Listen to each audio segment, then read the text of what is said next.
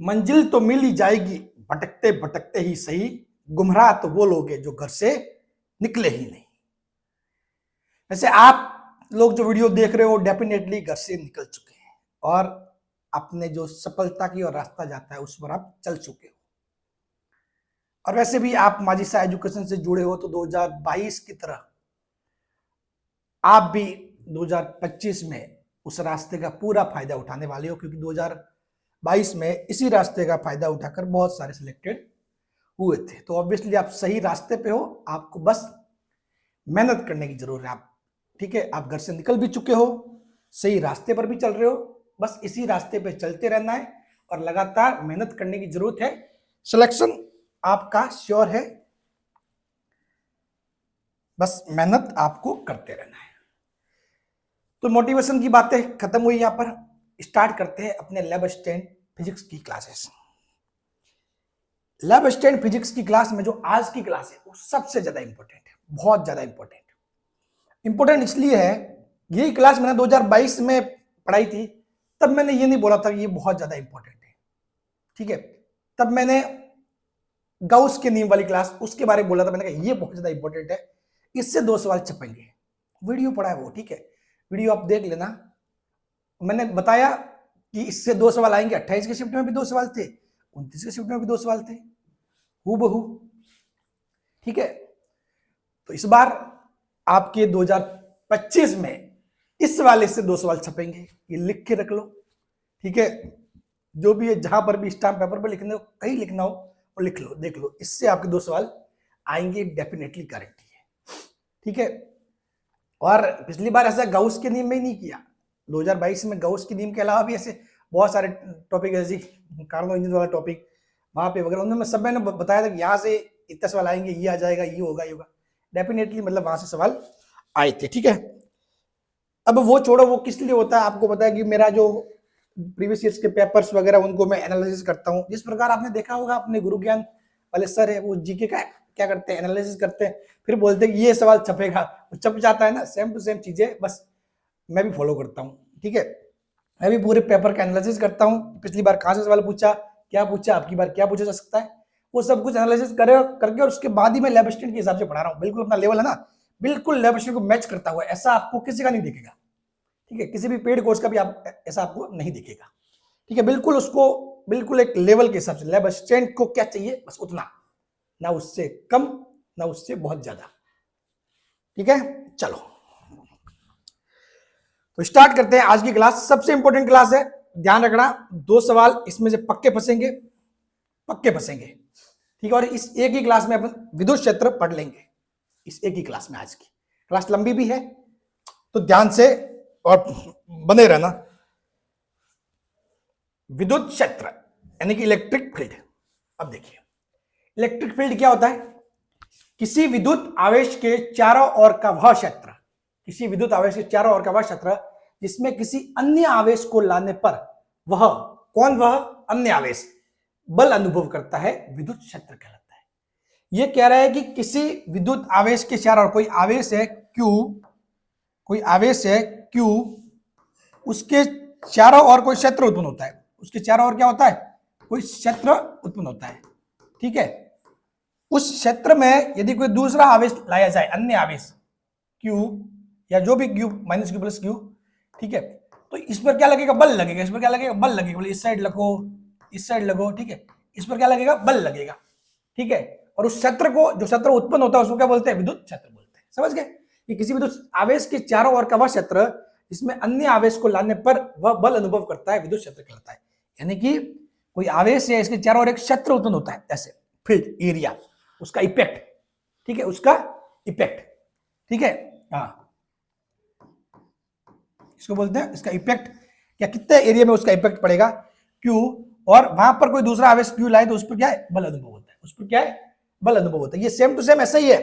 आपने 2 चुंबक को बारे में पढ़ा होगा, चुंबक के बारे में आपने एक्सपेरिमेंट भी किया होगा, जब बचपन में 2 चुंबक लिए होंगे, 2 चुंबक को आप दूर रखते होंगे तब उनके बीच में कुछ नहीं होता होगा।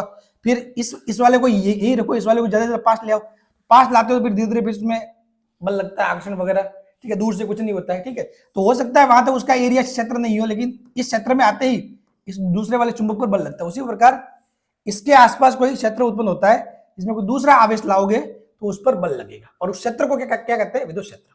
ये परिभाषा है, डेफिनेशन टाइप है थोड़ा सा, ठीक है ना। ही एग्जाम में आपको डेफिनेशन पूछी जाएगी ऐसे, एक समझने के लिए विद्युत क्षेत्र क्या होता है कि किसी आवेश के चारों ओर सराउंडिंग में एक क्षेत्र उत्पन्न होता है, जहां पर किसी दूसरे आवेश को लाया जाए तो उस पर बल लगता है, ठीक है। बाकी ये सारी चीजें आपके बिल्कुल ए टू जेड, यानी कि बाल की खाल निकलेगी, सब कुछ होगा क्लियर आगे धीरे धीरे, ठीक है।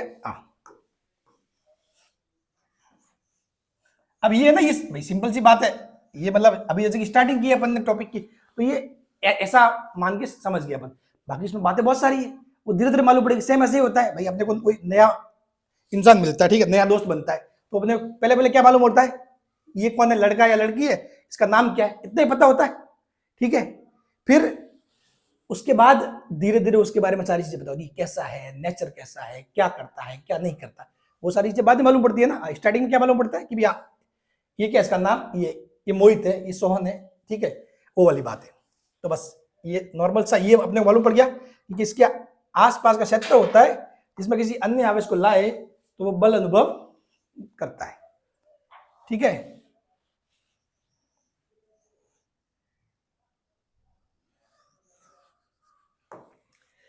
विद्युत क्षेत्र के मान को विद्युत क्षेत्र की तीव्रता कहते हैं। अब देखो, ये जो विद्युत क्षेत्र उत्पन्न होता है ना, उस क्षेत्र में उसकी हर एक बिंदु पर कुछ तीव्रता होती है।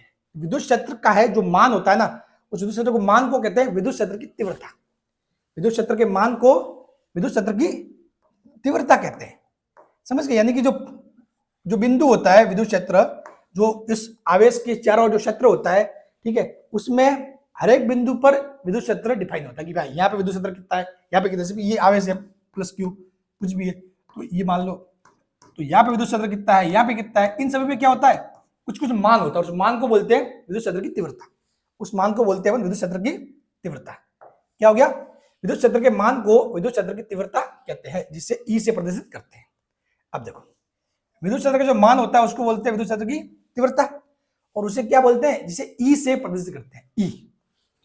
ई के ऊपर मैंने तीर लगाया है, ई के ऊपर तीर लगाया है। तीर यानी कि तीर कब आता है, जब भी कोई राशि, भौतिक राशि ए है, जब भी कोई भौतिक राशि ए है और इसके ऊपर तीर लगा के ऐसे दिखाए ना, इसके ऊपर तीर लगा के ऐसे दिखाया जाए, तीर लगा के ऐसे, तो इसका मतलब ये कि जो ए जो भौतिक राशि है, भले बल हो या कुछ भी हो, विद्युत क्षेत्र हो, वो क्या है, सदिश है। ऐसे तीर आ जाए ना ऊपर, इसके सिंबल के ऊपर तीर आ जाए, तो इसका मतलब ये क्या, सदिश है। क्या है, सदिश है। ओके, चलिए, जिसे ई से प्रदर्शित करते हैं, यह एक सदिश राशि है। विद्युत क्षेत्र की तीव्रता क्या है, विद्युत क्षेत्र की तीव्रता ये क्या है, सदिश राशि है, समझ गए। विद्युत क्षेत्र और विद्युत क्षेत्र की तीव्रता में थोड़ा सा फर्क, जैसे कि ज्यादा कंफ्यूजन में नहीं रहना है। कहने का मतलब ये है कि कोई आवेश है Q, उसके कारण आसपास कोई विद्युत क्षेत्र है, तो ये तो पूरा क्षेत्र हो गया, ये क्या, ये पूरा विद्युत क्षेत्र, इस एरिया को बोलेंगे पूरा विद्युत क्षेत्र, ठीक है। यहाँ मतलब कोई बिंदु होगा जैसे कि ए, यहाँ पर कोई विद्युत क्षेत्र की तीव्रता, यहाँ पर ये कितना तीव्र है, ये एरिया कितना, भाई जितना पास पास में होगा उतना ज्यादा तीव्र होगा, ठीक है। तो ये कितना तीव्र है, तीव्रता कितनी है, यहाँ पर तीव्रता कितनी है, यहाँ पर तीव्रता कितनी है, भाई सिंपल सी बात है, कोई बल्ब है, बल्ब है, ठीक है, बल्ब से यदि लाइट निकलती है, ठीक है, तो ये तो पूरे उजाला तो पूरे ही एरिया में देगा, इतना जो भी एरिया उसके एरिया को उतने में उजाला देगा, लेकिन एक्चुअली में पास में जाओगे तो उजाला ज्यादा होगा, जैसे जैसे दूर जाओगे तो उजाला कम होगा। तो बस यहाँ पे ये क्या तीव्रता पर डिपेंड करता है कि यहाँ पे तीव्रता ज्यादा है, यहाँ पे तीव्रता कम है, तो समझ गए। तो विद्युत क्षेत्र, क्षेत्र मतलब पूरा एरिया, तीव्रता मतलब उस बिंदु पर मान, पर्टिकुलर बिंदु पर मान, उसका तीव्रता कितनी है, ठीक है।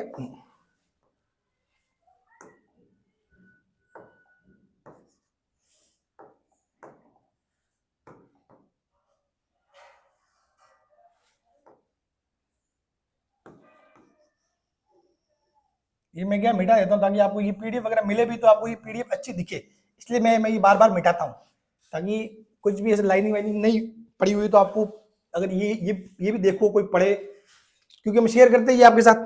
ये मिलती का है आपको पता ही है, हमारा जो टेलीग्राम चैनल है माजिसा एजुकेशन, उसका लिंक आपको नीचे कमेंट बॉक्स में मिल जाएगा, डिस्क्रिप्शन में मिल जाएगा, सभी जगह मिल जाएगा, ठीक है। और आप खुद भी सर्च कर लेना माजिसा एजुकेशन, ठीक है। अब देखो, ये एक सदिश राशि है जिसकी दिशा धनावेश पर लगने वाले बल की दिशा होती है। यह एक सदिश राशि है, ठीक है। क्या है, एक सदिश राशि, भाई साफ दिख रहा है, ई क्या है? विद्युत क्षेत्र, वो क्या है? सदिश राशि है, विद्युत क्षेत्र की तीव्रता, ठीक है, जिसकी दिशा धन आवेश पर लगने वाले बल की दिशा होती है। अभी इस स्लाइड को लिख लो, अभी मैं इसको समझा नहीं सकता, आगे समझाऊंगा सब कुछ, इसका पूरा पोस्टमार्टम होगा। जिसकी दिशा धन आवेश पर लगने वाले बल की दिशा होती है, कहने का मतलब ये है भाई विद्युत क्षेत्र क्या है? सदिश है, ठीक है। और साफ बात है, इस परिभाषा के अकॉर्डिंग वहां पर कोई दूसरा आवेश लाएंगे, ठीक है, तो उस पर बल लगेगा, ठीक है, तो उस बल की दिशा क्या है? यानी कि जिसकी दिशा धनावेश पर लगने वाले बल की दिशा होती है। इस बात को आप आगे अच्छे से समझ जाओगे, ठीक है। चलिए बढ़ते आगे, नेक्स्ट। अब फैराडे भाई साहब, जिस प्रकार अपने गुलाम भाई साहब ने नियम दिया था, उसी प्रकार फैराडे भाई साहब ने यह बताया कि किसी विद्युत क्षेत्र ई में, कोई विद्युत क्षेत्र ई है, उसमें कोई उपस्थित आवेश Q है, कोई भी मान लिया विद्युत क्षेत्र ई है, ठीक है, उस विद्युत क्षेत्र में कोई कौन है? आवेश Q उपस्थित है। कौन है? आवेश Q उपस्थित है, ठीक है। तो देखो कहने का मतलब ये हुआ कि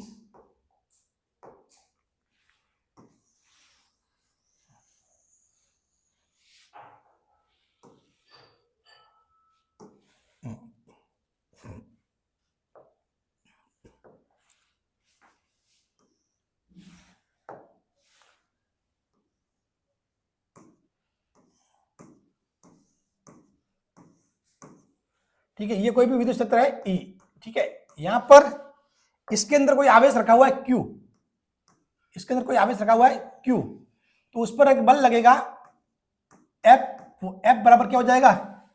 QE, F बराबर क्या हो जाएगा? QE, ये वाली बात है, ठीक है, कि फैराडे के अनुसार किसी विद्युत क्षेत्र ई में उपस्थित आवेश Q पर लगने वाला बल F इक्वल टू QE। कोई विद्युत क्षेत्र है जिसके अंदर किसी आवेश Q को रख दिया जाए तो उस पर बल कितना लगता है? उस बल का मान होता है F इक्वल टू QE। बल भी सदिश है, तीर लगा दिया, Q आवेश का मान इंटू E, E भी सदिश है, तो F इक्वल टू QE होता है। अतः यदि अपन ने मान लिया कि इस बल का जो परिमाण है, जो मान है, वैल्यू है, जो परिमाण है वो F है और विद्युत क्षेत्र का परिमाण वो E है, तो E जोड़ क्या हो जाएगा? FQ, E equal to FQ या F इक्वल टू QE, ठीक है, या फिर F इक्वल टू QE, बात वही है, या F इक्वल टू QE। ये हो गया अपने नॉर्मल फॉर्म में, ठीक है, और ये हो गया सदिश रूप में, ठीक। जहां पे अपने क्या लिया, यहाँ पे दिशा साथ नहीं ली हुई है, यहाँ पे अपने दिशा भी साथ ली हुई है, ठीक है, ये वाली बात है। तो क्या हो जाएगा? F equal to QE। अब देखो, अब अपन ने इतना देख लिया, तो यहां से अपने को एक चीज मालूम पड़ती है, अपन विद्युत क्षेत्र की दूसरी तीव्रता पे निकाल, मतलब दूसरी जो डेफिनेशन है वो अपन पता कर सकते हैं। वो क्या है कि विद्युत क्षेत्र में किसी बिंदु पर स्थित, विद्युत क्षेत्र में किसी बिंदु पर स्थित एकांक धनावेश पर लगने वाला बल उस बिंदु पर विद्युत क्षेत्र की तीव्रता के तुल्य होता है। कि भाई विद्युत क्षेत्र में कोई भी बिंदु है, कोई भी बिंदु है, ठीक है, उस बिंदु पर विद्युत क्षेत्र में क्या है? कोई भी बिंदु है मान लिया, ठीक है, उस बिंदु पर क्या रखा हुआ है? एकांक धनावेश रखा हुआ है। क्या रखा हुआ? एकांक धनावेश, धनावेश, और जिसका मान कितना? एकांक, यानी कि 1 कूलम, ठीक है, एकांक धनावेश रखा हुआ है। और उस पर जितना बल लगेगा, अगर मान लो मैं Q को 1 कर दूं, Q को क्या कर दूं? 1 कर दूं, तो E बराबर F नहीं आएगा? Q को 1 कर दूं, E बराबर F नहीं आएगा? तो बस वही बात है, विद्युत क्षेत्र में किसी बिंदु पर स्थित एकांक धनावेश पर लगने वाला बल उस बिंदु पर विद्युत क्षेत्र की तीव्रता के तुल्य होता है। यानी कि किसी बिंदु पर कोई आवेश रखा हुआ है, ठीक है, और उस पर यदि वो एकांक आवेश है, मान 1 है, और उस पर यदि जितना जो बल लगता है वही बल किसके तुल्य होता है? E के तुल्य। तो दिख रहा है, Q बराबर 1 कर दो, ठीक है, फिर जो बल आएगा F इक्वल टू E आ रहा है, ठीक है, तो वही क्या? E के तुल्य होता है, करेक्ट। ये कोई दूसरी भी परिभाषा अपन लिख सकते हैं, ठीक है। ये समझने के लिए आपको लैब असिस्टेंट में वैसे भी कोई थ्योरेटिकल टाइप पेपर है नहीं, ठीक है, आपको एमसीक्यू टाइप सवाल होते हैं जिनको चूज करना होता है, ठीक है। चलिए अब बढ़ते हैं आगे। विद्युत क्षेत्र का मात्रक एवं विमा, विद्युत क्षेत्र का मात्रक और विमा। अब देखो, विद्युत क्षेत्र के जो एसआई मात्रक है, एसआई मात्रक यानी कि जो एमकेएस पद्धति पर आधारित है, ठीक है, जो एमकेएस पद्धति पर आधारित है, किसके? एसआई किस पर आधारित है? एमकेएस। एमकेएस यानी कि मीटर किलोग्राम और सेकंड, मीटर किलोग्राम और सेकंड वाली जो पद्धति है वो, तो उसके अनुसार इसका एक मात्रक होता है न्यूटन प्रति कूलम। तो न्यूटन प्रति कूलम तो कहां से आ गया? देखो यहां से, E equal to F upon Q। F क्या होता है? बल, बल का मात्रक न्यूटन अपन क्यू कूलम, तो क्या हो जाएगा न्यूटन प्रति कूलम, ये हो जाएगा न्यूटन प्रति कूलम। दूसरा होता है वोल्ट प्रति मीटर, दूसरा क्या होता है वोल्ट प्रति मीटर। ये एक्चुअली जब अपन विभव पढ़ते हैं ना, हालांकि अपने को नहीं पढ़ना है विभव, ठीक है, अपने सिलेबस में है नहीं, बाकी जो विभव और विद्युत क्षेत्र उसमें एक संबंध होता है, E equal to V L, ऐसा बहुत बार आपने देखा भी होगा 12th में, अगर आपको याद हो तो E equal to V upon L, E equal to V upon L, ठीक है। तो ये क्या होता है, ये विद्युत क्षेत्र है, ये क्या है विभव है, विभवांतर है, ठीक है। तो इसका मात्रक होता है वोल्ट और इस एल का मात्रक होता है मीटर, तो इसका एक मात्रक हो गया वोल्ट प्रति मीटर, इसका एक मात्रक क्या हो गया वोल्ट प्रति मीटर। ये चीजें साइड में लिखते रहना है, ऐसे मैं बताता हूं ना ये कुछ चीजें, इसको साइड में लिखते रहना, ठीक है। दूसरा ये तो हो गया वोल्ट प्रति मीटर। अब यहां से एक फॉर्मूला होता है V equal to W upon Q, वो क्या होता है एक्चुअली में, ये आपने 12th में पढ़ा होगा कि विभवांतर या विभव क्या होता है, एकांक आवेश को अनंत से किसी बिंदु तक लाने में किया गया कार्य, ठीक है। तो ये होता है V equal to W upon Q, यानी कि V क्या विभव है, W क्या कार्य, कार्य यानी कि किसमें होगा जूल में, और Q किसमें होगा कूलम में होगा, Q किसमें होगा कूलम में होगा, ठीक है। तो यहां से देख लो, इस आप वोल्ट को जूल प्रति कूलम भी लिख सकते हो, ठीक है, वोल्ट को क्या लिख दोगे जूल प्रति कूलम, तो मीटर तो है ही नीचे, मीटर पूरा में आ जाएगा।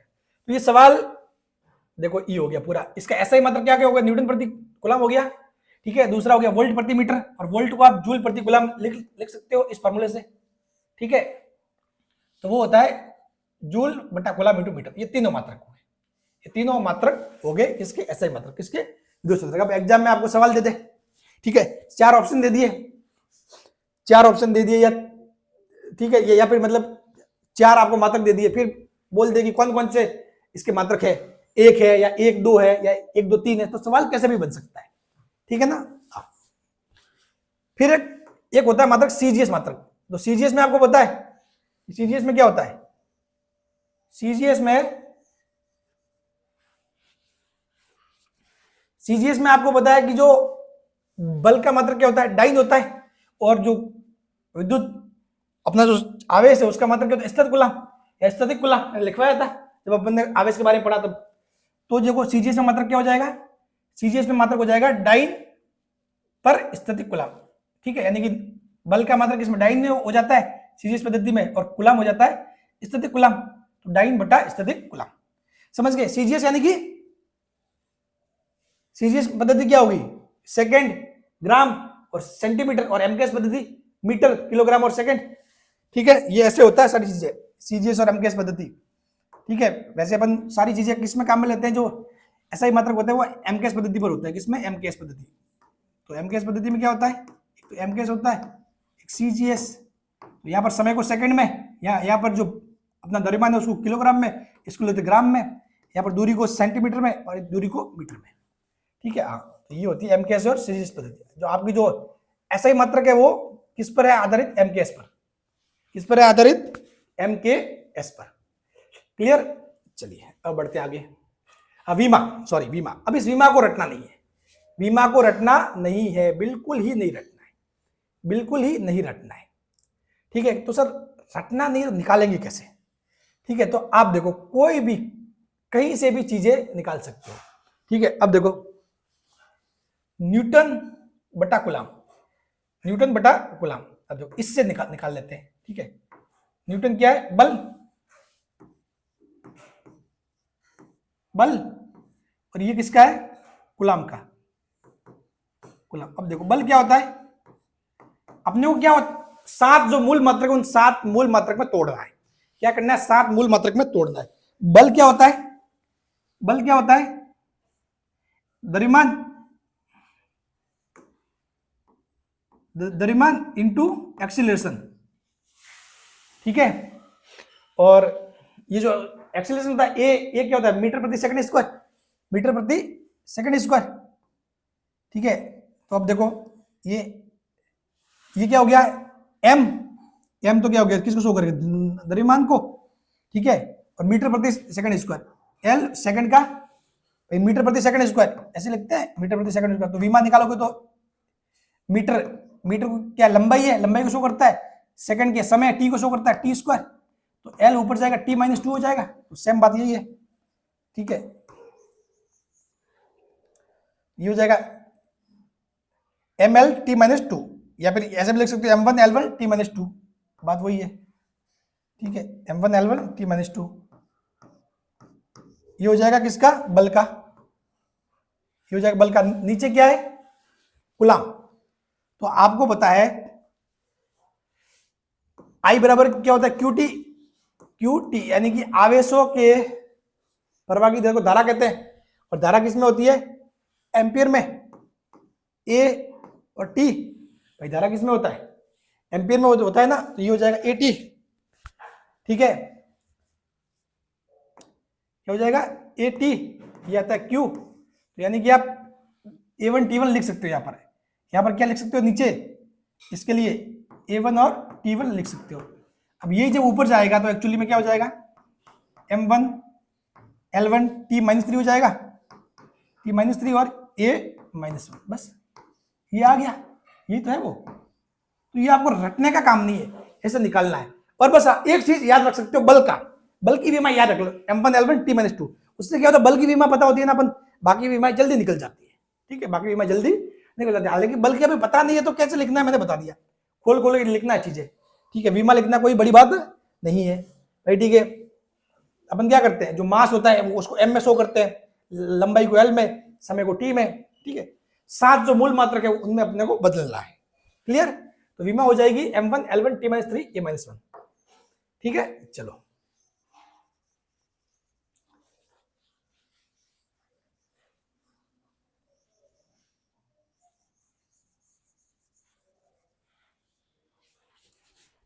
ये हो गया क्लियर। तो विमा आपके निकल के आ गई ML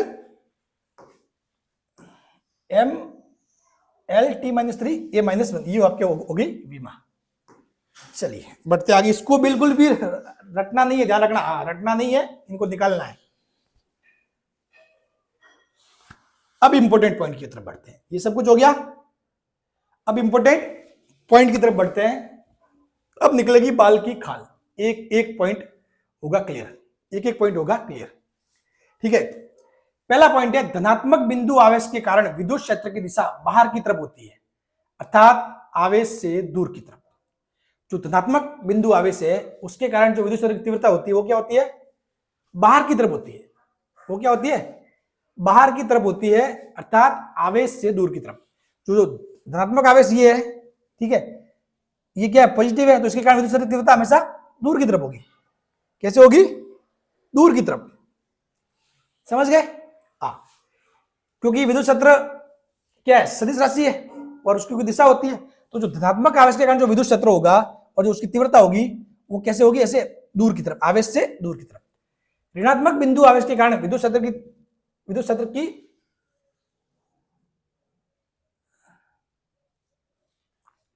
धनात्मक बिंदु आवेश के कारण विद्युत क्षेत्र की दिशा बाहर की तरफ होती है, अर्थात आवेश से दूर की तरफ, और ऋणात्मक बिंदु आवेश के कारण विद्युत क्षेत्र की दिशा अंदर की तरफ होती है, अर्थात आवेश की तरफ, अंदर की तरफ। जो नेगेटिव है तो उसके कारण क्या होगी, ये होगी अंदर की तरफ, समझ गए। नेगेटिव के कारण क्या होगी, अंदर की तरफ तीव्रता होगी, क्लियर। तो यहां से जैसे कि जो विद्युत क्षेत्र की तीव्रता है, जो आवेश धनात्मक है, पॉजिटिव है, तो उसके कारण बाहर की तरफ दिशा, बाहर की तरफ, और जो नेगेटिव है ऋणात्मक, उसके कारण अंदर की तरफ दिशा, समझ गए। यानी कि आवेश से दूर की तरफ और नेगेटिव है तो आवेश की तरफ, आवेश की तरफ, बात क्लियर। चलिए बढ़ते हैं आगे।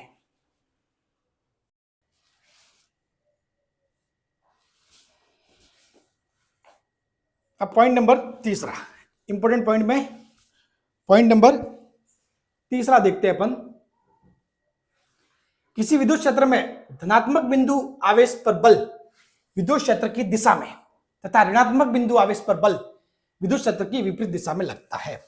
अपन ने स्टार्टिंग में बात की कि विद्युत क्षेत्र क्या है, एक ऐसा क्षेत्र है, किसी आवेश की चारों ओर का ऐसा क्षेत्र है जहां पर किसी दूसरे आवेश को लाया जाए, जहां पर किसी दूसरे आवेश को लाया जाए तो उस पर क्या लगता है, बल लगता है। बल तो लगता है, बल किस दिशा में लगेगा, क्योंकि बल भी क्या सदिश राशि है, तो बल की दिशा भी बताना जरूरी है। तो बल किस दिशा में लगेगा, तो देखो किसी विद्युत क्षेत्र में धनात्मक बिंदु आवेश यदि रखा जाए तो उस पर बल विद्युत क्षेत्र की दिशा में तथा ऋणात्मक बिंदु आवेश पर बल विद्युत क्षेत्र की विपरीत दिशा में लगता है।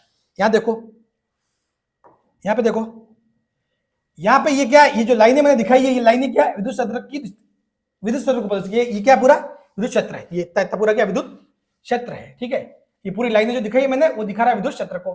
ठीक है, और विद्युत क्षेत्र की डायरेक्शन क्या है, वही है, मैंने जो दिशा दिखाई है ना, तीर जिस साइड तीर है वही क्या है विद्युत क्षेत्र की दिशा है, वही क्या है विद्युत क्षेत्र की दिशा की, यानी विद्युत क्षेत्र लग रहा है इस साइड, विद्युत क्षेत्र अपने क्या लग रहा है, इस साइड लग रहा है, किस साइड लग रहा है, इस साइड लग रहा है। तो अब विद्युत क्षेत्र इस साइड लग रहा है, तो इस पर बल लगाना है कि यदि धनावेश रखे और ऋणावेश रखे तो क्या बल लगेगा। तो जो धनावेश पर बल है ना, हमेशा ये जो मैंने रखा धनावेश प्लस क्यू, तो इस पर बल हमेशा विद्युत क्षेत्र की दिशा में लगेगा, यानी कि धनात्मक बिंदु आवेश पर बल विद्युत क्षेत्र की दिशा में, यानी जो बल होगा ना, इस पर जो बल लगेगा वो हमेशा इस विद्युत क्षेत्र की दिशा में लगेगा। जबकि जो आवेश नेगेटिव हुआ तो उसके विद्युत क्षेत्र की दिशा के विपरीत दिशा में बल लगता है, विद्युत क्षेत्र की दिशा के विपरीत दिशा में बल लगता है। बात क्लियर। यदि धनावेश है तो विद्युत क्षेत्र की दिशा में, और ऋण आवेश है तो विद्युत क्षेत्र के विपरीत दिशा में। ठीक है, उल्टी दिशा में ऋण आवेश पर बल लगता है और धनावेश पर उसी दिशा में, जो दिशा विद्युत क्षेत्र की होती है उसमें, और ऋण आवेश में विद्युत क्षेत्र की विपरीत दिशा में बल लगता है। बात क्लियर। ये हो गया पॉइंट नंबर 3। अब पॉइंट नंबर 1, 2, 3, इन तीनों से अपन करेंगे पूरा पूरा पोस्टमार्टम। अब तक आपने पढ़ा कि सर जी आवेश दो प्रकार के होते हैं, धनावेश और ऋण आवेश। ठीक है, इनके मध्य आकर्षण या प्रतिकर्षण होता है। फिर मैंने बताया कि भाई साहब ये आकर्षण और प्रतिकर्षण जो है वो एक्चुअली में बल है, वो आकर्षण बल लगता है, प्रतिकर्षण बल लगता है। खींचने वाला बल हो एक दूसरे को उसको बोलते हैं आकर्षण बल, दूर दूर भगाने वाला बल हो उसको बोलते हैं प्रतिकर्षण बल। अब ये आकर्षण और प्रतिकर्षण लगता क्यों है, उसके पीछे की और ज्यादा जो डीप में जाएंगे तो वो बताएगा विद्युत क्षेत्र। अब निकलेगी बाल की खाल। देखो आकर्षण और प्रतिकर्षण क्यों हो रहा है, पूरा खेल समझना है यहाँ पर, पूरा खेल। 4 ये जो एग्जाम्पल मैंने लिए उससे आपको पूरा खेल समझ में आ जाएगा। देखो कैसे कैसे क्या हो रहा है, सब कुछ थ्योरी आप समझना पूरी। ये कोई है प्लस क्यू आवेश, प्लस क्यू आवेश। ठीक है, मैंने माना कि इसके कारण विद्युत क्षेत्र की तीव्रता क्या है, इसके कारण विद्युत क्षेत्र की तीव्रता ऐसे कोई तीव्रता इसके कारण है विद्युत क्षेत्र की तीव्रता। ठीक है, इसके कारण क्या है विद्युत क्षेत्र की तीव्रता ऐसे है, इससे दूर की तरफ, उससे दूर की तरफ। ठीक है, अब इस विद्युत क्षेत्र में इस क्यू के द्वारा जो उत्पन्न विद्युत क्षेत्र है इसमें मैंने कोई दूसरा आवेश रख दिया, मैंने कोई दूसरा आवेश रख दिया। क्या रखा है, प्लस क्यू। क्या रखा मैंने, तो दूसरा आवेश प्लस क्यू। विद्युत क्षेत्र किसने उत्पन्न किया, इसने उत्पन्न किया, इसमें मैंने दूसरा आवेश रखा प्लस क्यू। तो अब इस प्लस क्यू पे बल क्या लगेगा, जो दिशा विद्युत क्षेत्र की होगी उसी दिशा में क्या लगेगा, इस पे बल लगेगा, यानी जो इसमें बल लगेगा वो क्या होगा, एफ होगा। वो क्या होगा, एफ होगा। यानी कि अब देखो ये क्यू क्या हो रहा है, इससे दूर भाग रहा है, यानी कि क्या हो रहा है, प्रतिकर्षण हो रहा है। ये क्या हो रहा है, प्रतिकर्षण हो रहा है। क्या हो रहा है, प्रतिकर्षण। समझ गए। और सेम टू सेम आप यदि उल्टा देखो, रिवर्स देखो, तो ये भी क्या करेगा, ये भी कोई विद्युत क्षेत्र उत्पन्न करेगा, और इस विद्युत क्षेत्र में ये वाला आवेश रखा हुआ है। ठीक है, और इस पर आप चेक करोगे बल, तो इस पे दिशा इस साइड होगी और बल इस साइड लगेगा, तो ये भी दूर भागेगा। तो इसीलिए ये प्रतिकर्षण होता है। प्रतिकर्षण होने का कारण समझ गए। ठीक है, चलो अब नीचे देखो, यहां से समझ जाओगे भाई आकर्षण कैसे होता है। ठीक है, ये मान लिया ये कोई आवेश है क्यू, ये क्या है, प्लस का क्यू आवेश है, इसके कारण विद्युत क्षेत्र की तीव्रता है, इसके कारण विद्युत क्षेत्र की तीव्रता क्या होगी, दूर की तरफ, दूर की तरफ होगी। ठीक है, अब इस विद्युत क्षेत्र में कोई आवेश माइनस क्यू रखा हुआ है। ठीक है, इस विद्युत क्षेत्र में कोई आवेश माइनस क्यू रखा हुआ है, तो इस माइनस क्यू पे बल क्या लगेगा, इस विद्युत क्षेत्र है जो इस साइड जा रहा है इसकी दिशा के विपरीत, तो इस पर जो बल लगेगा वो एक्चुअली में इसकी दिशा के विपरीत होगा, एफ। ठीक है, तो यहां पर ये क्या होगा, इसकी तरफ खींचा हुआ आएगा, यानी कि ये क्या हो रहा है, आकर्षण हो रहा है। ये क्या हो रहा है, आकर्षण हो रहा है। ये क्या हो रहा है, आकर्षण हो रहा है। बात समझ रहे हो, ये आकर्षण और प्रतिकर्षण क्यों हो रहा है। आकर्षण और जो प्रतिकर्षण का जो खेल है, अपन सिंपली बोल देते हैं सर जी इनके मध्य आकर्षण, इनके मध्य प्रतिकर्षण हो क्यों रहा है, यहां से चीज समझ में आ रही है।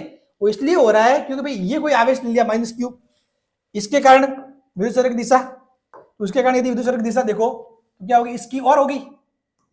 ठीक है, उसकी तरफ होगी अंदर की साइड में। ठीक है, और इस विद्युत क्षेत्र में कोई दूसरा आवेश रखा हुआ है प्लस क्यू, इसके द्वारा उत्पन्न विद्युत क्षेत्र में कोई दूसरा आवेश रखा हुआ है प्लस क्यू, और जो ये क्या है, धनावेश है, और धनावेश पर बल हमेशा विद्युत क्षेत्र की दिशा में लगता है, तो इस पर बल क्या लगेगा, एफ। तो यानी कि यहाँ पर ये क्या हुआ, आकर्षण हो गया। यहाँ पर भी क्या हो गया, ये आकर्षण हो गया। यहाँ पर भी क्या हो गया, ये आकर्षण हो गया। समझ गए?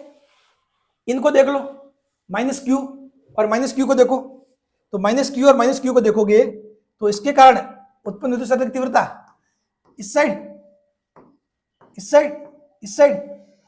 अब इसी विद्युत क्षेत्र में कोई दूसरा आवेश रखा हुआ है माइनस क्यू, कोई दूसरा आवेश रखा हुआ माइनस क्यू, तो माइनस क्यू पे बल क्या लगेगा? विद्युत क्षेत्र की दिशा के विपरीत, यानी कि इस पे बल क्या लगेगा? एफ इस साइड लगेगा, यानी कि यहाँ पे क्या हो रहा है? प्रतिकर्षण हो रहा है। क्या हो रहा है? प्रतिकर्षण। यहाँ पे क्या हो रहा है? प्रतिकर्षण हो रहा है। खेल समझ गए सारा? ये आकर्षण और प्रतिकर्षण क्यों होता है, सारा खेल समझ गए? अब देखो ये ऐसा, देखो अब जैसे कि आपने ये इसकी बात की, प्लस क्यू और प्लस क्यू, इनके मध्य क्या हो रहा है? प्रतिकर्षण हो रहा है, ठीक है। तो अब देखो ये जो विद्युत क्षेत्र उत्पन्न करेगा उसमें ये वाला आवेश रखा हुआ है, तो इस पर बल लगेगा इस साइड, और ये भी तो एक आवेश है, ये भी तो खुद एक विद्युत क्षेत्र उत्पन्न करेगा। ये जो उत्पन्न करेगा उसमें ये रखा हुआ है, और इसके कारण जो विद्युत क्षेत्र तीव्रता होगी उस साइड होगी, ठीक है, और इस पे बल इस साइड लगेगा। समझ गए? तो प्रभाव दोनों का होता है, प्रभाव दोनों का होता है। ये कुछ उत्पन्न करता है उसमें ये रखा हुआ है तो इस पे बल लगता है, ये भी कुछ उत्पन्न करता है उसमें वापस ये रखा हुआ है तो इस पे इस साइड बल लगता है। तो ये दोनों एक दूसरे पर बल लगाते हैं, ठीक है। ऐसा ही नहीं कि ये वाला इस पे बल लगाएगा, नहीं, ये वाला भी इस पे बल लगाता है, ये वाला भी इस पे बल लगाता है। कहने का मतलब ये हुआ कि भाई अपन ले लेते हैं इसको, ये हो गए जो एग्जाम्पल अपने देखे, प्रतिकर्षण, आकर्षण, आकर्षण और वो प्रतिकर्षण वाला, ठीक है। इस पे बल इस साइड लगा, इस पे बल इस साइड, ठीक है, दिशा के विपरीत, ठीक है। इससे अंदर की साइड, इसमें अंदर की साइड, ये आकर्षण हो गया, वहां भी आकर्षण हो गया। चलो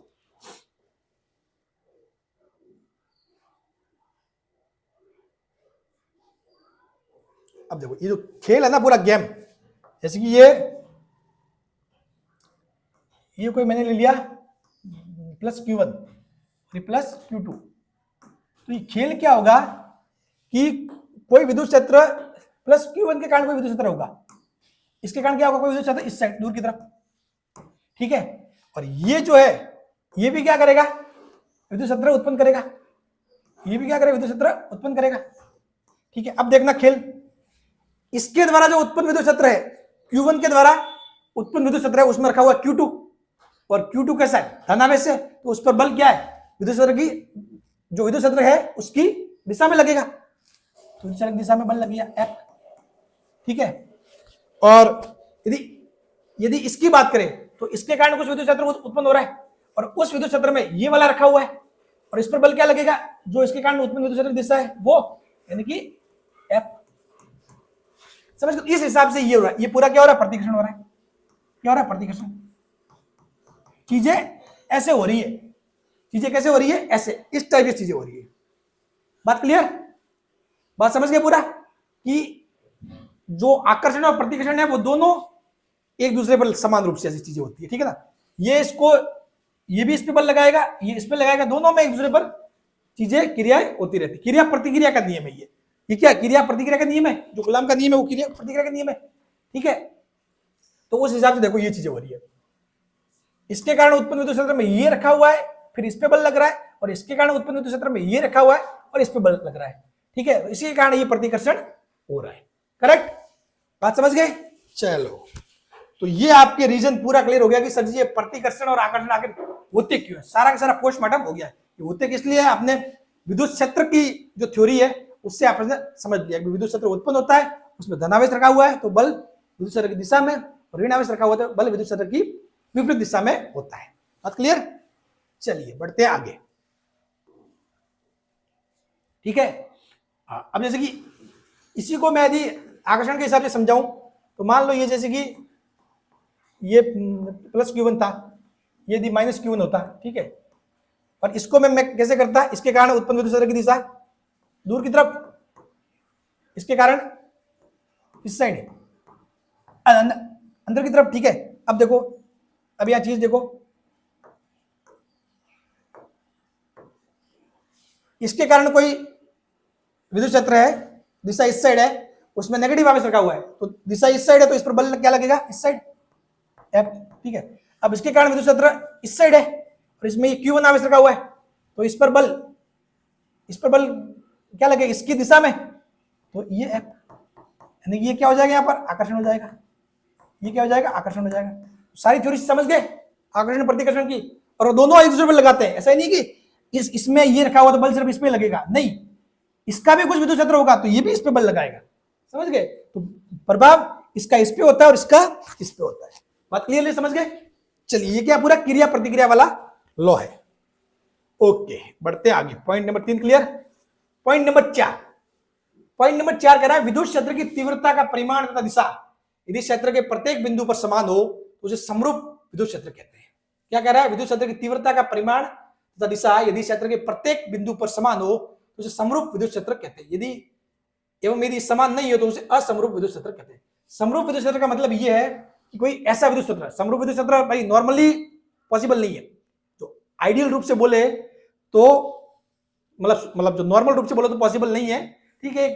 आइडियल बात होती है ये आइडियल बात ऐसे होती है कि भाई ऐसा क्षेत्र जहां पर हर बिंदु पर तीव्रता क्या हो, समान हो, हर बिंदु पर तीव्रता क्या हो, समान हो। यानी कि इस बिंदु पर ले, इस बिंदु पर लो, इस बिंदु पर लो, सभी भी क्या तीव्रता समान, E B equal to EC. यानी कि ए बिंदु पर विद्युत क्षेत्र की तीव्रता बराबर बी बिंदु पर विद्युत क्षेत्र की तीव्रता बराबर सी बिंदु पर विद्युत क्षेत्र की तीव्रता, लेकिन सभी बिंदुओं पर विद्युत क्षेत्र की तीव्रता क्या हो, समान हो, ठीक है। ऐसे समझ गए। हाँ, तो ये आइडियल बात है और जिसको बोलते हैं समरूप विद्युत क्षेत्र, ठीक है, समरूप विद्युत क्षेत्र, ठीक है। ये समरूप वर्ड बहुत बार आएगा इसलिए मैंने बता दिया ताकि आप समझ जाओगे समरूप मतलब कि उसके सभी जगह पर क्या हो, विद्युत क्षेत्र की तीव्रता समान हो, ठीक है। नॉर्मली तीव्रता सभी जगह समान नहीं होती क्योंकि जैसे जैसे आप दूर जाओगे, कोई आवेश है, ये प्लस क्यू है, इसके पास में तीव्रता ज्यादा होगी, दूर जाओगे तीव्रता क्या होगी, कम होगी, ठीक है, घटेगी।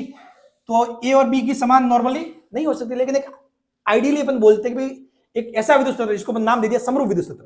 कैसा, समरूप विद्युत क्षेत्र। तो उसमें क्या होता है, E A equal to E B equal to E C, प्रत्येक बिंदु पर तीव्रता क्या होती है, समान होती है, उसको बोलते हैं समरूप विद्युत क्षेत्र। और समरूप नाम बोलकर कुछ सवाल आपसे पूछे जा सकते हैं, तो इसलिए मैंने आपको बता दिया है, ठीक है। ये होता है पॉइंट नंबर 5, वो कह रहा है कि किसी क्षेत्र के प्रत्येक बिंदु पर विद्युत क्षेत्र की तीव्रता का मान समय के साथ परिवर्तित हो रहा हो तो उसे परिवर्ती विद्युत क्षेत्र कहते हैं। कहने का मतलब ये हुआ कि कोई विद्युत क्षेत्र ऐसा भी हो सकता है जिसका मान समय के साथ परिवर्तित हो, ऐसा भी पॉसिबल है, ठीक है। जैसे कोई आवेश क्यू रखा हुआ है, ठीक है, कोई आवेश क्यू रखा हुआ है, ठीक है, इसके कारण जो कोई बिंदु ए है, यहाँ पर विद्युत क्षेत्र तीव्रता की बात करें तो टी इक्वल टू 1 सेकंड पे कोई तीव्रता और थी, टी इक्वल टू 3 सेकंड पे तीव्रता और होगी, टी इक्वल टू 5 सेकंड पे तीव्रता और होगी। तीव्रता क्या हो रही है, समय के साथ बदल रही है, तीव्रता क्या हो रही है, समय के साथ बदल रही है, तो उसको बोलेंगे अपन परिवर्ती विद्युत क्षेत्र। क्या बोलेंगे, परिवर्ती विद्युत क्षेत्र, ठीक है। ये शब्द है जो कहीं पे काम में आए तो मैंने आपको बता दिया, ठीक है। हालांकि अपन इस टाइप की कुछ चीजें पढ़ने वाले है नहीं, ठीक है, ना ही आपके सिलेबस में है ये चीजें, ठीक है। हाँ, अपन जो भी पढ़ेंगे वो विद्युत क्षेत्र अपना फिक्स है, वो परिवर्तित नहीं होगा, ठीक है। हाँ, तो विद्युत क्षेत्र की तीव्रता का परिमाण दिशा, तो ये तो हो गया समरूप और ये हो गया परिवर्ती।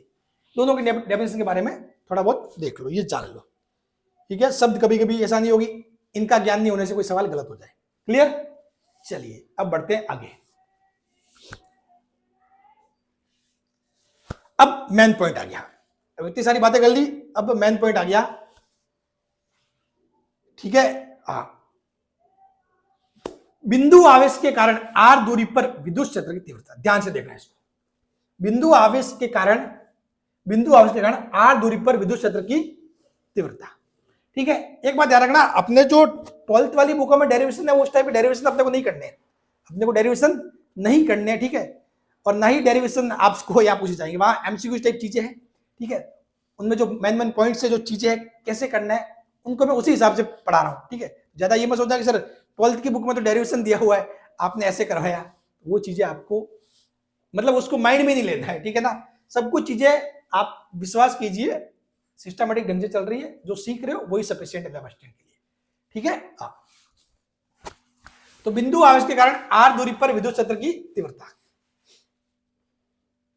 और विश्वास नहीं हो तो 2022 के सबूत तो मौजूद है ही, ठीक है। ये एक आवेश है, क्या है, प्लस क्यू, क्या आवेश प्लस क्यू, ठीक है। ये है दूसरा एक आवेश है प्लस क्यू नॉट, दूसरा कोई आवेश है प्लस क्यू नॉट। यहां के इस बिंदु को नाम दे दिया ओ, यहां का बिंदु है पी, यहां का बिंदु क्या है पी। अब देखो कूलाम नियम के अनुसार, कूलाम नियम से प्लस क्यू नॉट के कारण, प्लस क्यू के कारण प्लस क्यू नॉट पर बल, जो कूलाम नियम के अनुसार क्या होगा, कूलाम नियम के अनुसार कि भाई इस आवेश के कारण प्लस क्यू के कारण प्लस क्यू नॉट पर जो बल होगा वो कूलाम नियम के अनुसार क्या होगा, F equal to K Q one Q two upon R square होता है, तो F इक्वल टू क्या हो जाए K Q Q not upon R square. ये होगी आपकी समीकरण बंद, ये होगी आपकी समीकरण बंद होगी। ठीक है, अब जो फैराडे भाई साहब ने कहा था, फैराडे भाई साहब क्या बोल के गए, फैराडे भाई साहब ने बोला कि यदि फैराडे के नियम के अनुसार यदि बिंदु P पर विद्युत क्षेत्र की तीव्रता, मैंने मान लिया बिंदु कोई P है, ठीक है, यहां पर विद्युत क्षेत्र की तीव्रता क्या हो, E हो, यहां पर क्या हो, विद्युत क्षेत्र की तीव्रता यदि E हो तो उस पर बल क्या होगा, तो जो प्लस क्यू नॉट पर बल है वो क्या हो जाएगा, F equal to Q not E, F equal to क्या हो जाएगा, क्यू नॉट ई हो जाएगा। ठीक है, ये आपके होगी समीकरण दूसरी। ये किसके अनुसार हुआ, कूलाम भाई साहब के अनुसार, जो कूलाम नियम में बताया उसके अनुसार। ये हो गया आपके फैराडे नियम के अनुसार, यानी कि जो भाई यहां मान लिया विद्युत क्षेत्र की तीव्रता E है, यहां पे माना कि विद्युत क्षेत्र की तीव्रता E है और यहां पे कोई बल आवेश Q रखा हुआ है, तो उस पर बल क्या होगा, F Q not E, F Q not E. Clear. अब देखिए समीकरण 1 एवं 2 से, समीकरण 1 एवं 2 से मैंने क्या कर दिया, समीकरण 1 और 2 को क्या कर दिया, बराबर कर दिया। तो ये तो किसने बताया, फैराडे ने, और ये किसने बताया, कूलाम ने। ठीक है, और दोनों किसको बता रहे हैं, बल को बता रहे हैं। क्यू नॉट ई बराबर K Q Q not upon R square. यहां से आप क्यू नॉट से क्यू नॉट कैंसिल, भाई क्यू नॉट से Q not cancel, Q not से क्यू नॉट कैंसिल हो गया, तो ई बराबर क्या आ गया, ई बराबर K Q upon R square. ई बराबर क्या आया, के क्यू अपॉन आर स्क्वायर। समझ गए। अतः पी बिंदु पर विद्युत क्षेत्र की तीव्रता, अतः जो पी बिंदु पर इस प्लस क्यू के कारण जो पी बिंदु पर विद्युत क्षेत्र की जो तीव्रता है, ठीक है, वो एक्चुअली ई बराबर क्या होगा, के क्यू अपॉन आर स्क्वायर। भाई अतः पी बिंदु पर विद्युत क्षेत्र की तीव्रता ई equal to K Q upon R square. ये ओपी कैप, ये क्या है, ओपी कैप। अब तो ये सारी थ्योरी समझ में आ गई यहाँ की, यहाँ का कोई दिक्कत नहीं है। ठीक है, फैराडे के नियम के अनुसार पी बिंदु पर अपनी तीव्रता मानी ई, ये किसके कारण है, इसके कारण की, इसके कारण कोई तीव्रता यहाँ पर ई है, इस प्लस क्यू के कारण। फैराडे के नियम के अनुसार एक बार इसको थोड़ा सा मैं ऐसे लिख दूं ताकि आप अच्छे से समझ पाओ। फैराडे नियम के अनुसार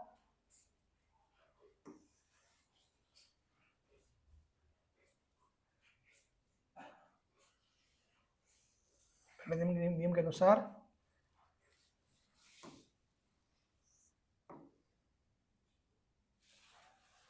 फैराडे नियम के अनुसार यदि बिंदु P पर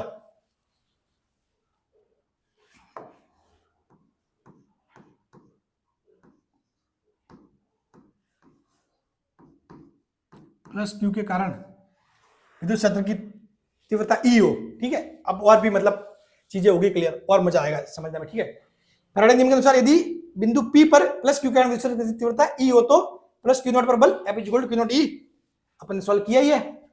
ई इक्वल टू क्या आ जाएगा, के क्यू अपन आर स्क्वायर। तो यहां से अपने को एक चीज समझ में आ गई कि भाई पी बिंदु पर विद्युत क्षेत्र की तीव्रता किसके कारण, इस बिंदु आवेश प्लस क्यू के कारण क्या हो जाएगी, E equal to K Q upon R square O P cap, O P cap. अब देखो मैंने आपको बोला था कि मैंने कहा आप सदिश वाले मेरे लेक्चर देख लेना, सदिश वाले लेक्चर देखोगे ना फायदा हो जाएगा आपको, बहुत सारी चीजें इनमें कंफ्यूजन नहीं होगा। और सदिश समझ में आ गया तो ये इलेक्ट्रोस्टैटिक्स वगैरह बहुत सारी चीजें, फोर्स वगैरह, ये समझने में बहुत आसानी होती है, बहुत आसानी होती है। ठीक है, मतलब आप मास्टर बन जाओगे। और फिजिक्स वो वेक्टर की 4-5 क्लास है वो जरूर देखना आप। ये देखो ओपी कैप क्या है, देखो एक होता है एकांक सदिश। क्या होता है एकांक सदिश, एकांक सदिश क्या चीज होती है, एकांक सदिश होता है इसका जो मान होता है, इसका जो परिमाण होता है वो तो होता है 1, और ये क्या करता है, सिर्फ दिशा बताता है। एकांक सदिश क्या करता है, दिशा को व्यक्त करता है, दिशा को व्यक्त करता है। क्या करता है, दिशा को व्यक्त करता है, दिशा को व्यक्त करता है। अब कहने का मतलब ये हुआ कि ओपी कैप यानी कि ये कोई बिंदु O, यहां पर कोई बिंदु P है, ठीक है, तो माना कोई सदिश क्या है, OP, सदिश OP, यानी OP यानी कि O से P की ओर, OP यानी कि क्या है, O से P की ओर। अब इसका जो एकांक सदिश होता है यानी कि इसकी दिशा को बताना, कि O से P की दिशा को बताने वाले को बोलेंगे एकांक सदिश, वो होता है ओपी कैप। वो होता है ओपी कैप। इसका मतलब ये हुआ कि ये जो भी जो सदिश राशि है उसका दिशा है वो ओ से पी की ओर है, ओ से पी की ओर है। समझ गए? हाँ, जहां ओपी कैप क्या है, ओपी का, ओपी सदिश का एकांक सदिश है, ओपी सदिश का क्या है, एकांक सदिश है। बात क्लियर? ये क्या होता है, ओपी सदिश का एकांक सदिश होता है, यानी कि ये क्या करता है, दिशा बताता है। क्या करता है, दिशा बताता है। ठीक है, अभी दिशा आप ओपी कैप इस फॉर्म में लिख सकते हो, यदि इस साइड है तो इसको आप क्या लिख सकते हो, आई कैप लिख सकते हो, इस साइड है तो माइनस आई कैप लिख सकते हो। ठीक है, ऊपर है तो जे कैप लिख सकते हो, नीचे है तो माइनस जे कैप लिख सकते हो। समझ गए? बहुत बार इस आई कैप की जगह क्या लिख सकते हो, एक्स कैप भी लिख सकते हो, क्योंकि एक्स दिशा में, ठीक है, माइनस जो आई कैप उसकी जगह माइनस एक्स कैप भी लिख सकते हो। ये सारे जो सिंबल है, सारे क्या सिंबल है जो दिशा बताते हैं। ठीक है, ये ऐसे होता है भाई, एक्स वाई, तो इसको आप आई कैप से भी शो कर सकते हो और इसको आप एक्स कैप में भी शो कर सकते हो। ठीक है, यानी कि जो एक्स दिशा वाली, एक्स वाली जो दिशा है उसको बताता है। बात क्लियर? तो जो पी बिंदु पर विद्युत क्षेत्र की तीव्रता E इक्वल टू KQ/R², दिशा क्या हो जाएगी, OP कैप। क्या हो जाएगी, OP कैप। अब देखो दिशा का मामला अपन अच्छे से समझते हैं, दिशा का मामला अपन अच्छे से समझते हैं, सब कुछ मामला आपके क्लियर होगा। यहां पर देखो ये तो हो गया। ठीक है, जहां ओपी कैप ओपी सदिश का एकांक सदिश है। ठीक है, चलो एकांक सदिश क्या होता है मैंने बता दिया, क्लियर। अब देखो यहां से आपके और चीजें क्लियर होगी। ये कोई पॉजिटिव आवेश है प्लस क्यू, क्या है, कोई पॉजिटिव आवेश है प्लस क्यू, इसके कारण आर दूरी पर कोई बिंदु पी है, इसके कारण आर दूरी पर कोई बिंदु पी है, और यहां पर अपने लिया नेगेटिव आवेश माइनस क्यू, इसके कारण आर दूरी पर कोई बिंदु क्या है, पी है। ठीक, इस प्लस क्यू के कारण इस पी बिंदु पर विद्युत क्षेत्र की तीव्रता क्या होगी, ई, विद्युत क्षेत्र की तीव्रता यहां पर ई, और किस बिंदु पर, पी बिंदु पर, वो होगी के क्यू। फॉर्मूला क्या अपन है, के क्यू अपॉन आर स्क्वायर, और आई क्या दिशा बताएगा, यानी कि इसके कारण जो दिशा होगी ये क्या धनावेश है, और धनावेश के कारण दिशा क्या होती है हमेशा, धनावेश के कारण दिशा क्या होती है, दूर की तरफ ऐसे, ऐसे होती है। ठीक है, यानी कि ओ से पी की तरफ, ओ से पी की तरफ। अब देखो जो ओ से पी की तरफ है वो एक्चुअली क्या है आपका, डायरेक्शन कौन सी है, आई कैप वाली डायरेक्शन है भाई, ऐसे होता है, आई कैप ऊपर वाला जे कैप। ठीक है, तो डायरेक्शन कौन सी है, ये वाली डायरेक्शन है, आई कैप वाली। ठीक है, हाँ, तो इसको क्या लिखोगे आप, इसको आप लिख दोगे E P equal to K Q upon R square I cap. ये पूरा आपने सदिश रूप में लिख दिया, आपने क्या कर दिया, पूरा सदिश रूप में लिख दिया। अब देखो यदि आप इस आई कैप को नहीं लिखो तो आप इसको लिखोगे कैसे, के क्यू अपॉन आर स्क्वायर ओ से पी की तरफ। कहने का मतलब ये हुआ इसकी जो दिशा है ओ से पी की तरफ है। अब इस ओ से पी की तरफ को दिशा को दिखाने के लिए क्या लिखोगे आप क्या लिख सकते हो, आप इसको आप के क्यू, इसको आप तीन तरीके से लिख सकते हो भाई, के Q R square I cap लिख दिया, या फिर आप चाहो तो इसको के क्यू आर स्क्वायर और ओपी कैप भी लिख सकते हो, यानी कि ओ से पी की ओर, या फिर आप चाहो तो इसको के क्यू आर स्क्वायर और ये एक्स कैप भी लिख सकते हो। एक्स कैप यानी कि एक्स की दिशा में एकांक सदिश, एक्स अक्ष की दिशा में। ठीक है, और इसको अपन एक्स कैप भी लिख सकते हैं और इस आई कैप भी लिख सकते हैं। क्लियर? सेम टू सेम इसके लिए देखोगे तो इसके कारण जो विद्युत क्षेत्र की तीव्रता पी बिंदु पर वो क्या होगी, इसकी तरफ होगी। ठीक है, अंदर की साइड में होगी। बात क्लियर? तो अंदर की साइड में होगी, दिशा कैसे होगी, इस साइड। तो क्या मान तो वो क्या होगा भाई, इसके कारण और इसके कारण मान तो समान होगा, दिशा क्या होगी, विपरीत होगी। तो यहां लिखोगे के क्यू अपॉन आर स्क्वायर, ये आ गया माइनस आई कैप, दिशा क्या होगी, माइनस आई कैप, दिशा क्या होगी, माइनस आई कैप। समझ गए? हाँ, के क्यू अपॉन आर स्क्वायर दिशा क्या होगी, माइनस आई कैप। ठीक है, हाँ। अगर इसको इसी रूप में देखे तो ईपी को K Q upon R square, P से ओ की ओर दिशा, पी से ओ की तरफ वाली दिशा। तो इसको दूसरा तरीका और भी लिख सकते हैं भाई, वही के क्यू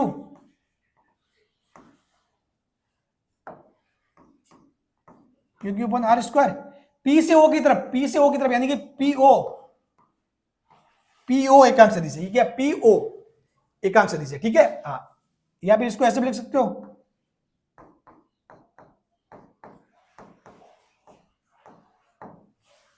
के क्यू अपॉन आर स्क्वायर, ठीक है। तो इसको आप क्या लिख सकते हो, माइनस एक्स कैप, यानी कि जो माइनस एक्स दिशा है, माइनस एक्स की तरफ जो एकांक सदिश है वो है माइनस एक्स कैप, तो ऐसे शो कर सकते हो, समझ गए। तो ये दिशा वाला मामला आपके क्लियर हो गया, ठीक है। नेगेटिव का दिशा हमेशा उसकी तरफ और पॉजिटिव का दिशा इस साइड, बात क्लियर। हाँ, यहाँ पे जो माइनस आया, आप जैसे कि इसको आप लिखोगे यदि ऐसे, तो minus K Q upon R square I cap.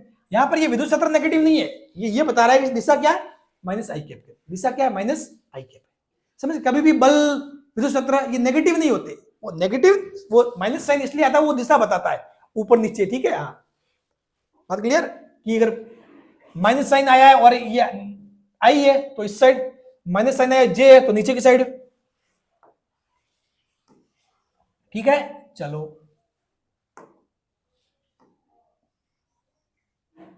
Okay, अब बढ़ते हैं आगे, ये बातें क्लियर होगी।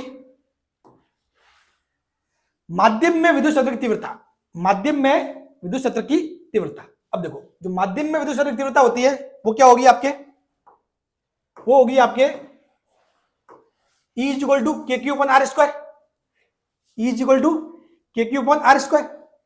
और यदि निर्वात दो तो क्या हो जाएगा, निर्वात की स्थिति में E is equal to K not Q upon R square, E is equal to क्या हो जाएगा, K not Q upon R square. अब देखो कैसे, यहाँ पे आपके E is equal to K Q upon R square है, इसको आप यदि खोल के लिखोगे एक्चुअली में क्या होता है,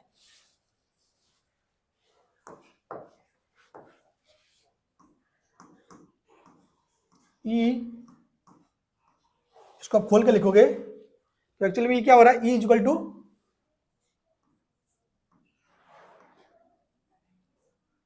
के की क्या जाएगा, 1/4 pi epsilon Q R square, 1/4 pi epsilon Q R square, ठीक है। 1/4 pi epsilon Q R square.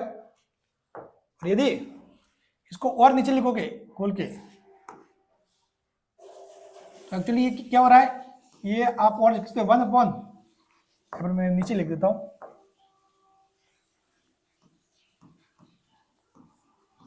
Equal क्या हो जाएगा 1/4 पाई, और एप्सिलॉन को क्या लिख सकते हो, एप्सिलॉन नॉट और epsilon R Q upon R square, Q upon R square, ठीक है। और 1/4 पाई जो एप्सिलॉन नॉट है, ठीक है, इसको आप क्या बोल सकते हो, इसको बोल सकते हो आप के नॉट, इसको क्या बोल सकते हो, पूरे को के नॉट बोल सकते हो, इसको क्या बोल सकते हो आप, के नॉट, क्या लिख दिया, के नॉट, ठीक है। इसको क्या लिख दिया, K not upon epsilon R Q upon R square, ठीक है। ये हो जाएगा E is equal to Q not K epsilon R R square, और Q not K upon R square क्या होता है, निर्वात वाला होता है, E निर्वात, ठीक है। तो यहां से देखो E माध्यम बराबर क्या होगा, E निर्वात अपॉन एप्सिलॉन आर, जिस प्रकार अपन बल के लिए लिखते थे वैसे सेम टू सेम है। बल में क्या होता था, F माध्यम बराबर F निर्वात अपॉन एप्सिलॉन आर, उसी प्रकार E माध्यम बराबर E निर्वात अपॉन एप्सिलॉन आर, ठीक है, ये होता है। और ये सारा तरीका आप समझ गए। देखो मैं इसको सही ढंग से लिखवा भी देता हूं ताकि आपको पूरा ही अच्छे नोट्स भी बन जाए, नोट्स तो बन ही रहे, मतलब जो लिखवा रहा हूं उसको हिसाब से लिखते जाना है, ठीक है। चलो, फिजिक्स में आपको वैसे नोट्स के पीछे ज्यादा भागना नहीं, मतलब वैसे एक बार अच्छे से लिख लिया, फिर उनको समझना है, एक दो बार देख लो क्या समझा है, फिर उसके बाद प्रैक्टिस प्रैक्टिस प्रैक्टिस, चीजों की प्रैक्टिस जरूरी है, ठीक है। अब देखो E इक्वल क्या हो रहा है, E equal to K Q upon R square, E equal to K Q upon R square, ठीक है। तो यहां से देखो के क्या होता है आपके actually 1/4 pi epsilon Q upon R square, ठीक है। और यहां से देखो इस एप्सिलॉन को क्या लिख सकते हो आप, एप्सिलॉन को लिख सकते हो epsilon not into epsilon R Q upon R square, Q upon R square, ठीक है। और इस 1/4 जो एप्सिलॉन नॉट है, इसको आप क्या बोलते हो, के नॉट, इसको बोल देते हो के नॉट। ठीक है,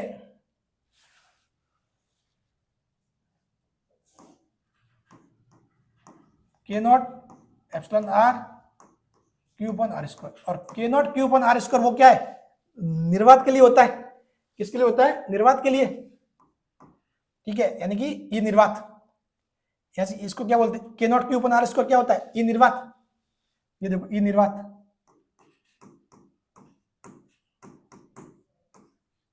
तो कहने का मतलब ये हुआ कि आपको यदि माध्यम दिया हुआ है, माध्यम दिया हुआ तो क्या करना है, निर्वात के लिए निकाल लो पहले। नॉर्मली जो निर्वात के लिए निकालना होता है, निर्वात के लिए निकाल दो, और जो आपको पराविद्युतांक एप्सिलॉन आर का मान दिया होगा उससे भाग कर दो। जो आपको पराविद्युतांक जो एप्सिलॉन आर दिया हो उससे भाग कर दो, वो आपके माध्यम के लिए आ जाएगा, वो आपके माध्यम के लिए आ जाएगा। एक बात ध्यान रखना, बहुत बार आपको ऐसे बोल सकते हैं वायु, तो वायु के लिए भी आपको एप्सिलॉन आर 1 ही मानना है।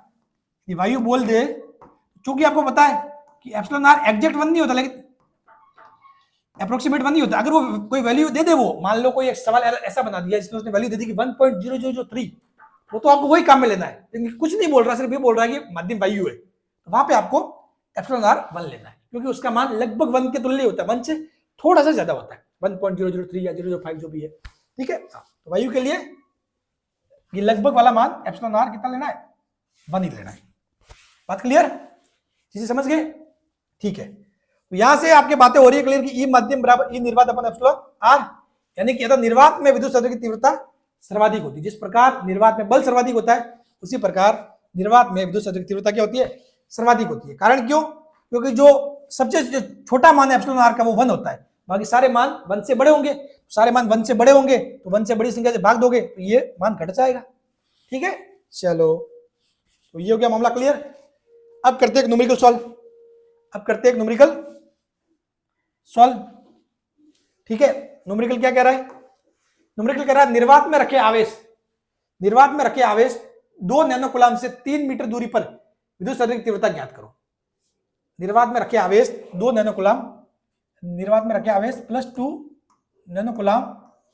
ठीक है, निर्वात में रखे आवेश +2 नैनोकूलाम, इससे 3 मीटर कोई दूरी पर कोई बिंदु P है मान लिया, तो इसमें जो तीव्रता होगी EP बराबर क्या होता है, KQ अपॉन R स्क्वायर। चूंकि ये बात किसी कर रहा है, निर्वात की कर रहा है, के नॉट लिख दो पहले से ही। ठीक है, अब देखो ये कितना हो रहा है, ये आपके हो जाएगा के नॉट कितना हो जाएगा, 9 × 10⁻9।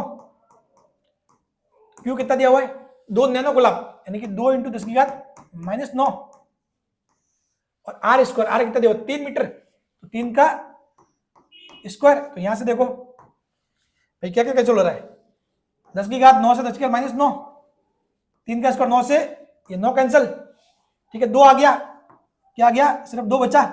2 क्या आया आपके, 2 क्या लिख सकते हो आप, न्यूटन प्रति कूलम लिख सकते हो, न्यूटन प्रति कूलम लिख दो, या फिर 2 वोल्ट प्रति मीटर लिख दो। ये यूनिट बहुत ज्यादा प्रयोग में आता है, 2 यूनिट जो है जो बहुत ज्यादा प्रयोग में आता है, या तो आपको न्यूटन प्रति कूलम में लिखा हुआ आएगा या वोल्ट प्रति मीटर में। तो आप इसको 2 न्यूटन प्रति कूलम भी लिख सकते हो, या 2 वोल्ट प्रति मीटर भी इसको लिख सकते हो। ठीक है, तो इसको लेकर ज्यादा कंफ्यूज नहीं हो रहना है। ठीक है, तो निर्वात में रखे आवेश 2 नैनोकूलम से 3 मीटर दूरी पर विद्युत क्षेत्र की तीव्रता ये ऐसे आ गई, 2 वोल्ट प्रति मीटर या फिर 2 न्यूटन प्रति कूलम। ठीक है, चलो एक सवाल है, 5 × 10⁻⁴ कूलम आवेश पर 2.25 न्यूटन बल कार्यरत है, उस बिंदु पर विद्युत क्षेत्र की तीव्रता ज्ञात करो। तो आपको दिया हुआ है, इसने बल का मान दिया हुआ है और विद्युत क्षेत्र की तीव्रता पूछ रहा है, तो आपको पता है F = क्या होता है, QE, F = QE, E बराबर क्या हो जाएगा, F/Q, F कितना दिया हुआ है, F दिया हुआ है 2.25 अपॉन Q कितना दिया हुआ है 5 × 10⁻⁴। ये किसमें दिया हुआ है, C में दिया हुआ है, कूलम में दिया हुआ है। नैनो कूलम वगैरह होता तो आप उसको कूलम में चेंज कर देते। ठीक है, तो यहां से देखो, यहां से आप इसको क्या लिख सकते हो भाई, 225 × 10⁻² लिख सकते हो इसको। और ये इसको मैंने 2.25 को 225 और 10⁻² कैसे लिखा, देखो खास तौर पर बायो वालों को बताता हूं मैं। इसको आप लिख सकते हो 225/100, 225/100, 225/100, 100 को 10 की घात 2 लिख दो। अब ये घातें ऊपर जाएगी तो क्या हो जाएगा, 10 की घात -2 हो जाएगा। बात क्लियर? ठीक है, हाँ। तो मैंने लिख दिया 225 इंटू 10 की घात -2, नीचे आ गया 5 इंटू 10 की घात -4। देखो 5 का 225 में भाग दोगे तो 5 का 200 में कितनी बार जाता है, 40 बार, और 25 में और 5 बार, कितना गया 45 बार। ये पूरा भाग दोगे तो कितना आ जाएगा 45, और ये ऊपर 10 की घात -2, और ये हो जाएगा आपके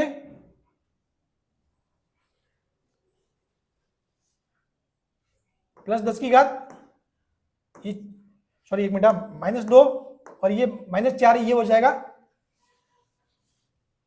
पॉइंट का 4 हो जाएगा। ठीक है, तो क्या हो जाएगा 45 इंटू 10 की घात, 45 इंटू 10 की घात क्या जाएगा -2, 45 इंटू 10 की घात क्या जाएगा -2 आ जाएगा। ठीक है, ये वाली बात हो जाएगी। 1 मिनट, 45 इंटू ये -2, ये और ये प्लस का 4, ये प्लस के 2 हो जाएंगे। इतनी सिली मिस्टेक ध्यान रखना भाई साहब, ये गलतियां ही आपको डुबोती है। हाँ, ये क्या हो जाएगा, बाकी सब कुछ चीजें -2 और ये प्लस का 4, ये क्या हो जाएगा +2, क्या हो जाएगा +2, ये हो जाएगा 45 इंटू 10 की घात 2। इसको आप और लिख सकते हो ऐसे, बहुत बार ऑप्शन में आपको ऐसे दिया जाए 4.5 इंटू 10 की घात 3 भी लिख सकते हो। ये कैसे लिखा सर जी, तो आप इसको ऐसे लिख सकते हो 45 इंटू 10 की घात 2 दिया हुआ है। अब आप क्या कर दो आप ऊपर नीचे 10 से गुणा कर सकते हो, गुणा भाग कर सकते हो सेम संख्या से, 10 से ही भाग किया, 10 से ही गुणा किया, तो इसको 45 में 10 का भाग दे तो 4.5 आ जाएगा, और यहाँ एक और जुड़ जाएगा 10 की घात 2 और 10 की घात 1, 10 की घात 3, यानी कि ये आ जाएगा 4.5 इंटू 10 की घात 3। ठीक है, न्यूटन प्रति मीटर, सॉरी वोल्ट प्रति मीटर या न्यूटन प्रति कूलम, वोल्ट प्रति मीटर या फिर न्यूटन प्रति कूलम, कैसे भी आपको ये दे सकता है। ठीक है, 4.5 इंटू 10 की घात 3। क्लियर? चलो, ये हो गया आपके आंसर। ठीक है, चलिए अब बढ़ते आगे।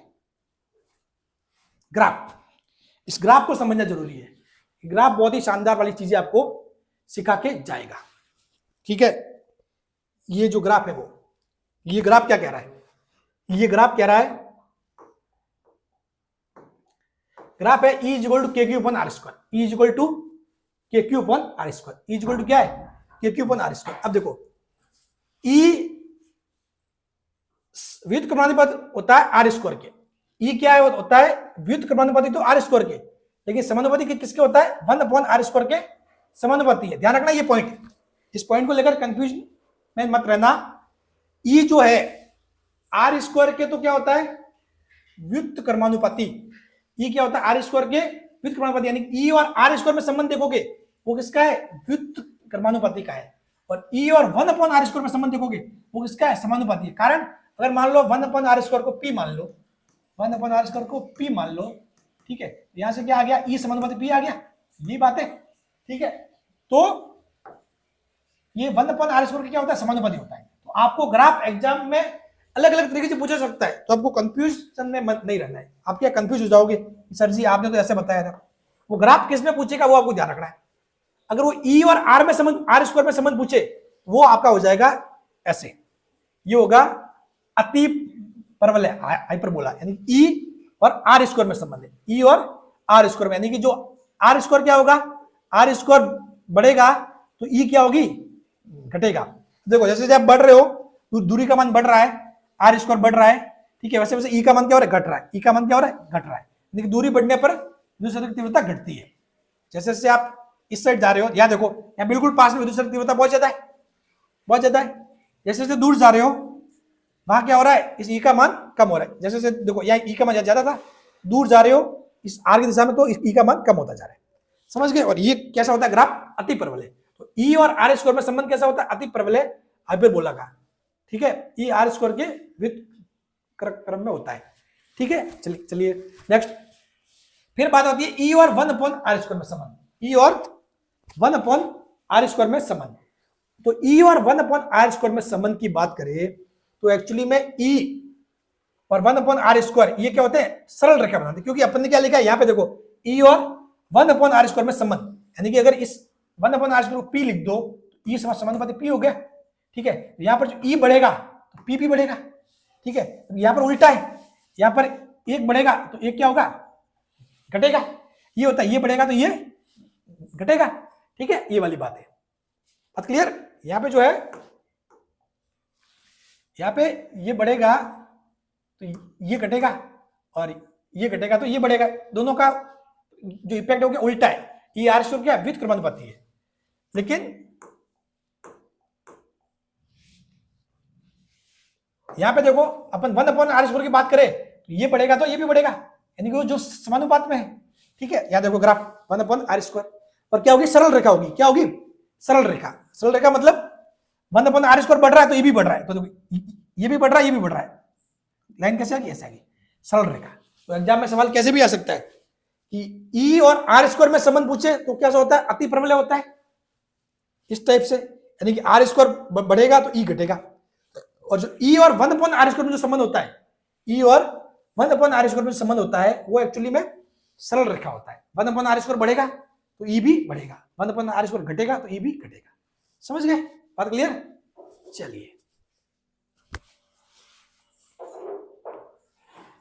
यहां से देखो पॉइंट ओ से पी तक ये सारा मामला सिंपल ही हो गया।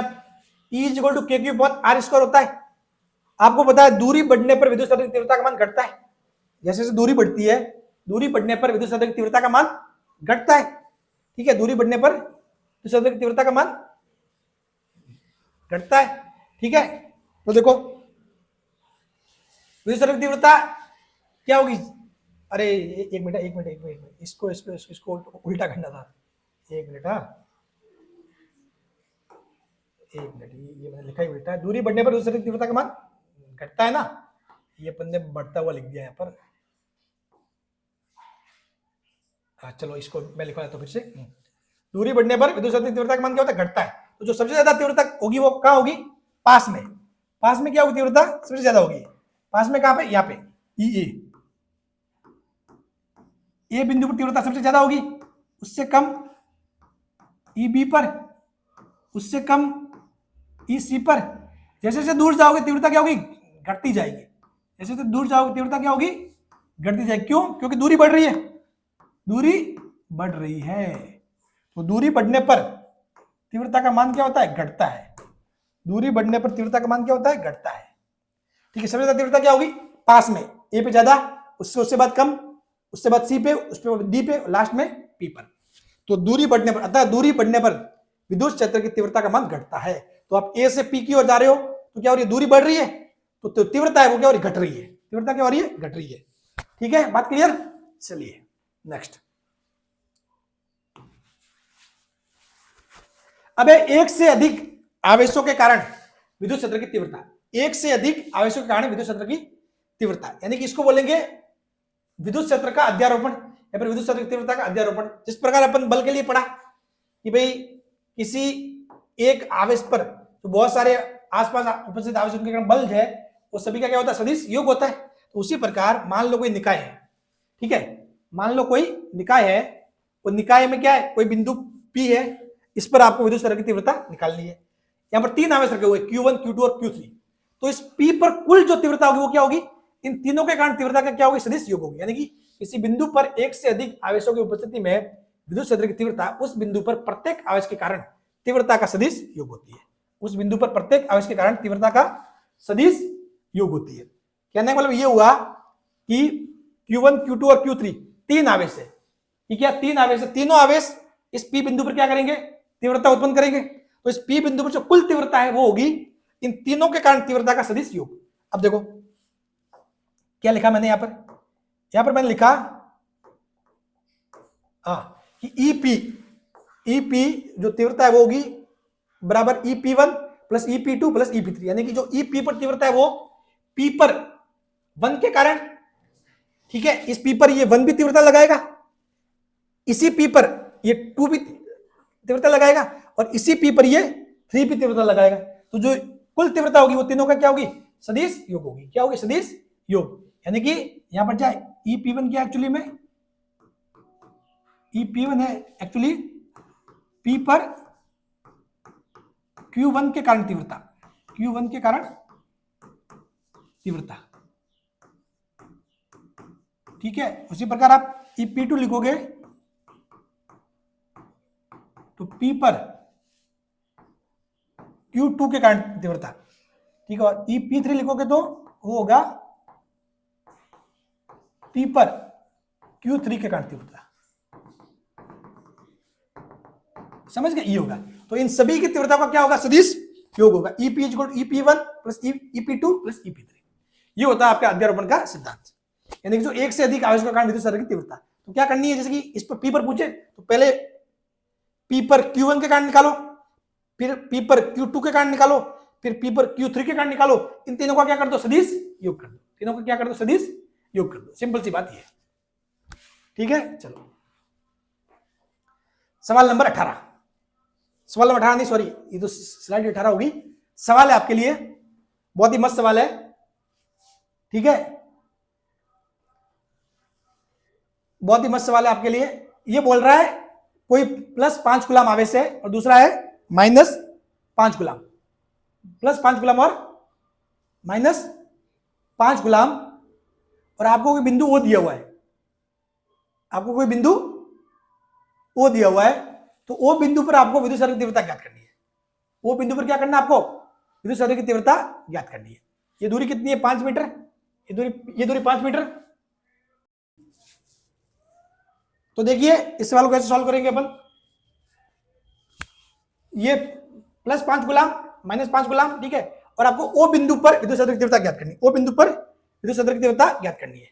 तो देखो सारा क्या होगा, पहले इसके कारण निकालोगे इस पर तीव्रता, इसके कारण निकालोगे इस पर तीव्रता, और फिर आप क्या करोगे, इन सभी का सदिश योग कर दोगे। क्या कर दोगे, सदिश योग कर दोगे, ठीक है, क्लियर। तो अपन क्या करेंगे, इस +5 कूलम के कारण, +5 कूलम के कारण, +5 कूलम के कारण, ध्यान से देखना मैं सदिश रूप में कर रहा हूं, +5 कूलम के कारण O पर विद्युत क्षेत्र की तीव्रता, विद्युत क्षेत्र की तीव्रता, उसको आपने लिख दिया जैसे कि E1, उसको आपने लिख दिया E1, ठीक है। तो E1 एक्चुअली में क्या होगी, K, ठीक है, K और Q कितना दिया हुआ है, 5, Q कितना दिया हुआ है, 5, ठीक है। इसको या फिर गुणा में रख दो ऐसे,